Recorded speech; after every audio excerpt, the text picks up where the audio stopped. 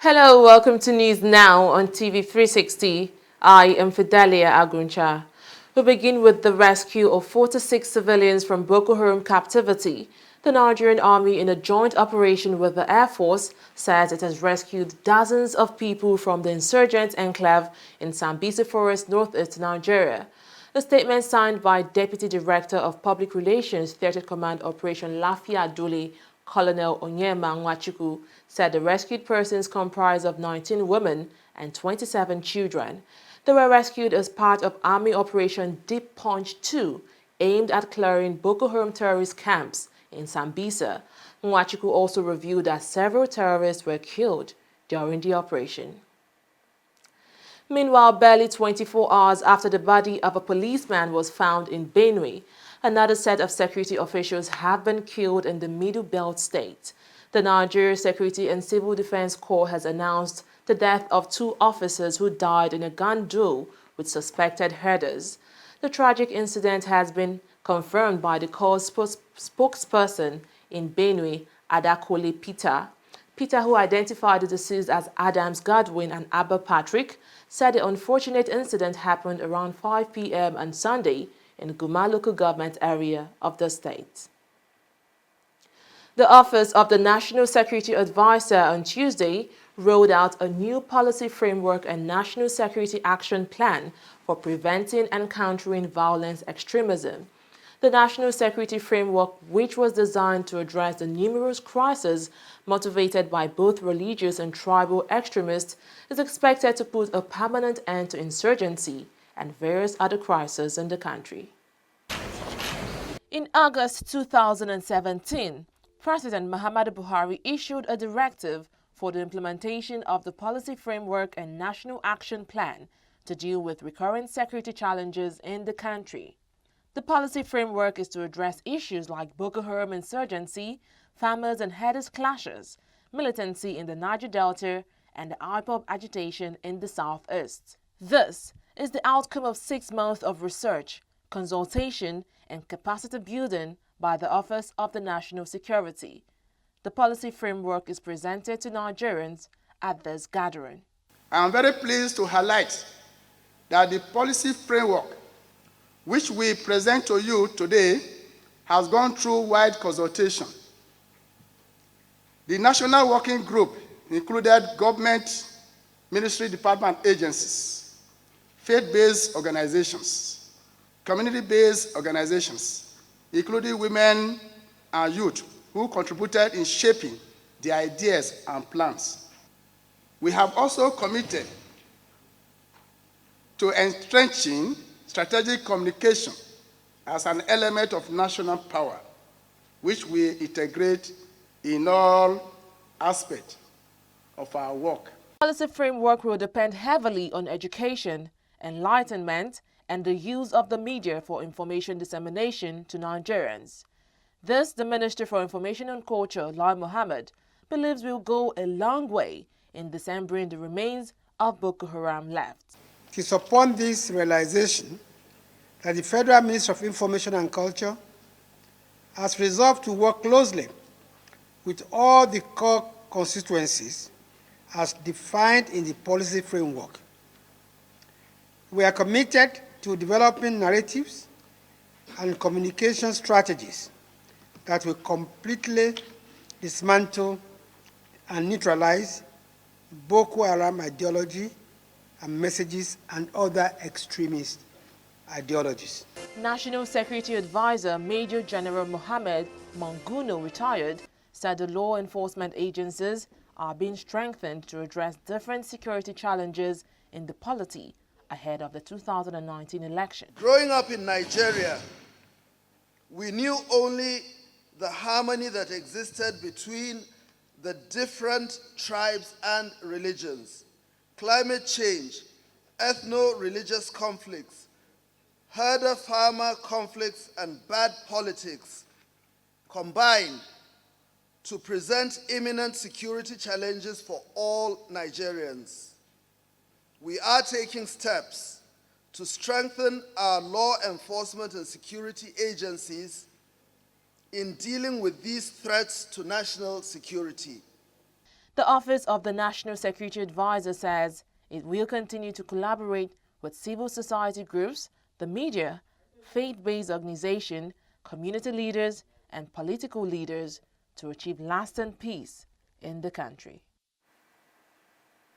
As part of efforts to address the rising case of insecurity in the country, President Muhammadu Buhari on Monday summoned an emergency meeting with Nigeria's security chiefs. The meeting, which is being held at the presidential villa in Abuja, also had Vice President Yemi Osinbajo in attendance. Presidential spokesperson Femi Adesina, in a video after the meeting, said the meeting was centered around the herders' killing in various parts of the country. The issues that came under discussion include the farmers' herdsmen crisis in different parts of the country, cattle rustling, kidnapping, armed banditry, anything that constitutes security challenge was discussed. And the intention is to tackle all these issues in different parts of the country. The exercise by the Nigerian Army called Operation Cat Race had been announced, and it takes off later this week in the North Central Zone. It is expected that this will bring under control, to a large extent, the issues of farmers and herdsmen crisis and other ancillary security challenges in that zone. This once again has confirmed the fact that President Buhari is not just sitting pretty, to quote him, in air-conditioned offices and air-conditioned home and doing nothing about the security challenges in the country. He is up and doing about this. Vice President Yemi Osinbajo said it last week that if there's anything that touches the heart of the president and gives him a lot of concern, it is the different clashes in various areas of the country, particularly the one between herdsmen and farmers and natives of those areas. The issues are being tackled, and Nigeria can look forward to days in which these things will be reduced to the barest minimum, if not completely controlled. Still on the herders' crisis, the Sustainable National Party (SNP) has advised the Nigerian government to find a lasting solution of the herders-farmers clashes as it continues to become a major threat to national unity and economic development. This is according to Kayode Michael Arimoro, the national chairman of the party in Abuja, Nigeria's capital city. Arimoro, who was speaking during the party's maiden news conference, also advised the federal government to disregard its proposed cattle colony policy. Two solutions that are workable, up for discussion.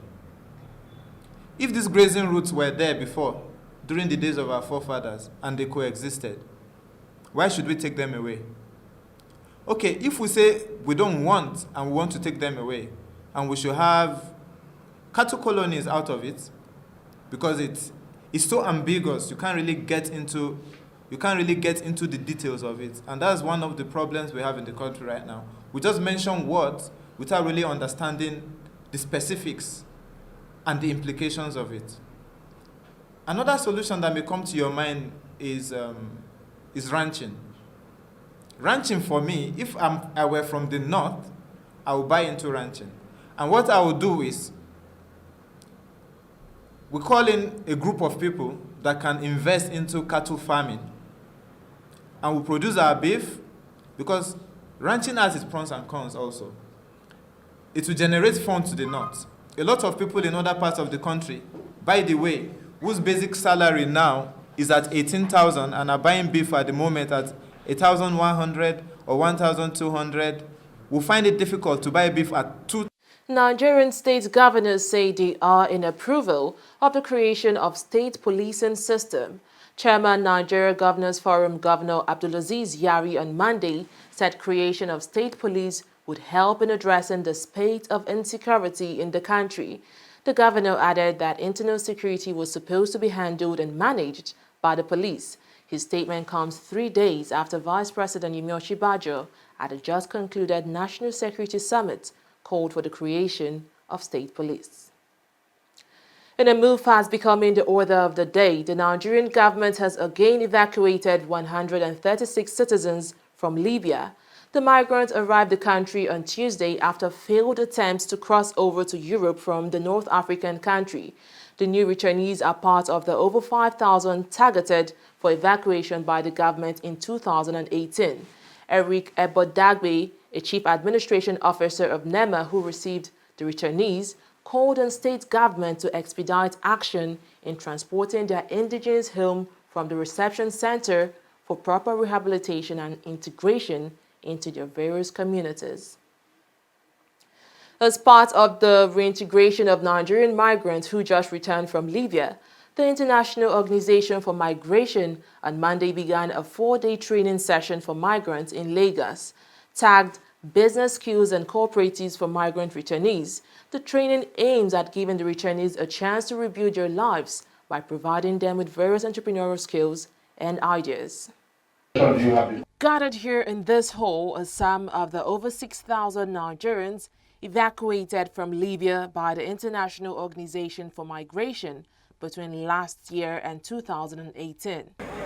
The IOM, in collaboration with the Nigerian government, successfully evacuated the migrants from the North African country after they got stranded there and tortured for attempting to cross the Mediterranean Sea to Europe. Now back home, the IOM, with the funding from the European Union, is trying to help them start life all over again. The workshop is about business skills for returned migrants, from Libya as well. It seeks to address the issue of capacity building and to give them a sort of soft landing for the reintegration process back into the system. These guys have been away for a long time, so we need to carry out the kind of mindsets re-engineering to help them identify their passion and what they can do better, setting them on a platter of where they can now come in and see that they, all hopes not lost. They can start business and give them the needed support from the, government angles, such as capacity building, access to market, identifying what we do and everything, networking, and a whole lot of other things. Basically, what we do, because of the level of exposure and understanding, we try to take them through, they call it generate your business idea, because we found out that a lot of them do not have a proper business idea. We take them through that basic skill so that they understand the kind of business that are viable within their environment. We take them through that and equip them with that capacity.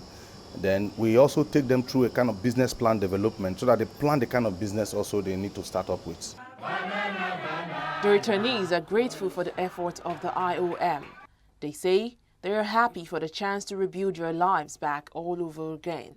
From now, I thought all hope was lost, but all thanks to IOM. The step I want to take now is from here, start up a business and start all over, because they say the downfall of a man is not the end of his life, so look for somewhere to start from. So after here, I have so many ways to start from. So I've learned a lot. When I partake with the IOM training business, I really learned a lot. And they made us to understand that being a Libya returnee, we should not lose hope. We should believe in ourselves, and we should hope in God that with the help of the United IOM come together, they are going to help us to become somebody, and then they are going to teach us how to do our business, to be creative, and then to package everything so that we'll be able to benefit and to change others, to change the life of others, to transform them, so that we'll become a good person to the society and to the world at large. Over 6,000 Nigerians were flown back from Libya by the International Organization for Migration in 2017. It is estimated that thousands more are still in the North African country. The Nigerian government targets an evacuation of 5,037 citizens in 2018. When they all come back, they are supposed to go through a session like this to help them set up enterprises and start life afresh. Senator representing Kogi West, Dino Malaye, has reacted to the charges filed against him by the federal government. The lawmaker is facing charges for allegedly framing Edward David for attempted assassination. David, who is the chief of staff to Kogi State Governor Yahaya Bello, was accused by Malaya in April 2017 of being behind an alleged assassination attempt on his life. However, the senator is now being accused of deliberately giving false information to the police to frame Bello's chief of staff. Malaya, who drew the attention of the legislature to the charges against him, insists he is not afraid of going to jail. Some of the 90 Youth Corps members that received presidential award and scholarship to further their education overseas have protested against government's neglect and flouting of President Muhammadu Buhari's order for their scholarship letters and funding to be released. 164 Corps members who served in 2015 and 2016 were given presidential award with a scholarship for masters and PhD abroad, but 3 years after, only 74 has been given their scholarship letter and funding. We were actually 164 in number that were awarded, and we were supposed to go on scholarship. We were also given automatic employment, but to our dismay and to our surprise, about 74 were sent on scholarship since last 3 years now, and about 90 have been awaiting their scholarship letters and funding. And we've been trying to liaise with every stakeholder, e.g. the National Universities Commission, the Tertiary Education Trust Fund, and Ministry of Education, which the Ministry of Education actually tried their bit in this regard, I must confess.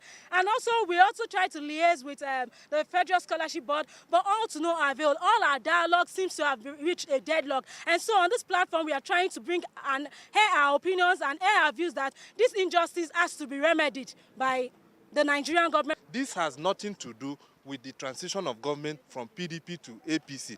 I commend President Buhari because when he heard our cry, he gave directive.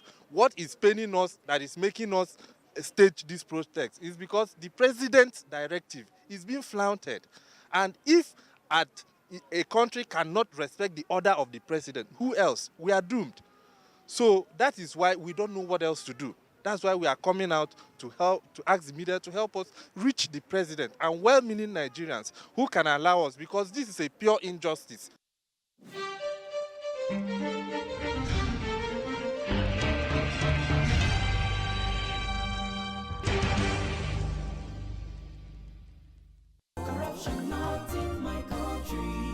Good afternoon, sir. Good afternoon, madam. My name is Alero. I am not sick. I just need you to help put your stamp on this medical report. I want to tender it at my office as a sick leave. I'll pay 10,000 naira. Ma'am, that is impersonation. I'm not a doctor. Oga, be like say this English no go pay. I go increase the money to 20,000 naira. I beg.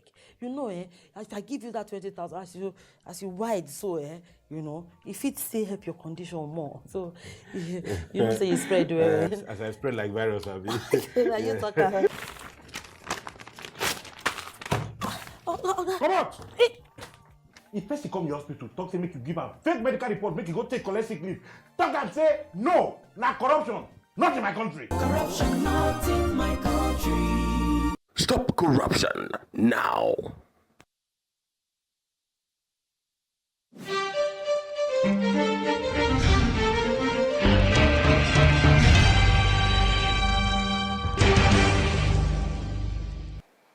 Glad to have you back.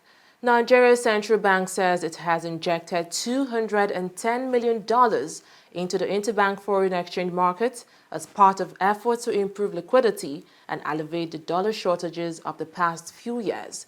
The bank allocated $100 million to the wholesale markets, $55 million for small businesses and individuals, and another $55 million for certain dollar expenses such as school fees and medical bills. The intervention ensured the naira closed at $3.63 per United States dollar at the parallel market. Kemi Adelson, Minister of Finance, will be speaking at the Platform for Collaboration on Tax Conference at the UN headquarters in New York. We're the conference as I is said, organized by the $350 U.S. billion. Organization for Economic Cooperation and Development, OECD, International Monetary Fund, IMF, and the World Bank.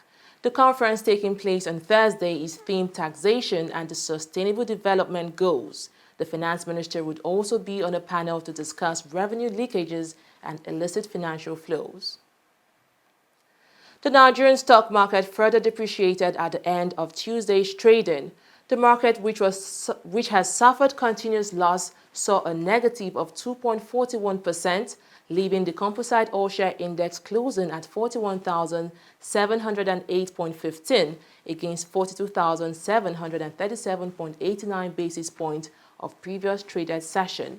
The market capitalization also received a huge hit as it saw over 400 million naira loss to end the day at 14.967 billion naira.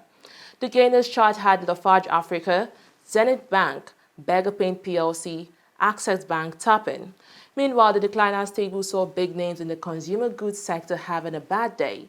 Nestle lost 2.94%. Nigeria Brewers found itself on the side of the table again, dropping by 3.91%, Guinness by 4.55%, and UACN PLC by 0.45%. Top traders chart was again dominated by the financial service sector, with Diamond Bank, First City Monument Bank, Fidelity, and United Bank of Africa emerging as most traded. A total of 470.52 million shares exchanged 3.68 billion naira in 6,390 deals.